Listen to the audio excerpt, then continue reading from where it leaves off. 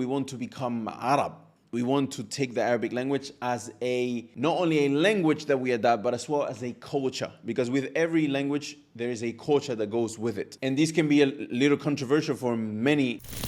This is the real source of evidence, or the source of inspiration. When you look for how to use the Arabic language, you should look into how the Arab in those times they used it. Now, what I really want to emphasize on in this video is the fact that we shouldn't, as students of knowledge, as foreigners who want to we want to become Arab.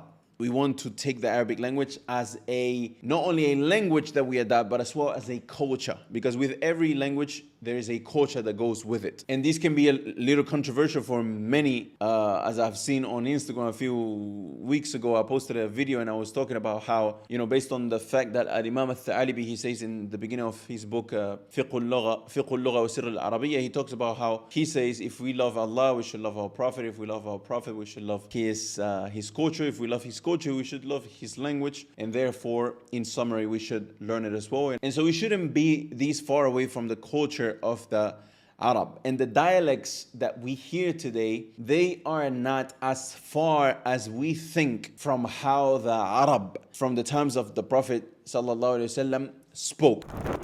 So I cannot emphasize on this enough. Learn the Arabic language, follow a structured process that you can go from A to Z. Like we have an Andres Institute. If you want to know more about it, go ahead and check the first link in the description, as I said in the beginning of the video. But do that and you will live in a different universe with the tools that you will gain after learning the Arabic language and the access that it will give you to the revelation of Allah Azza wa Jal.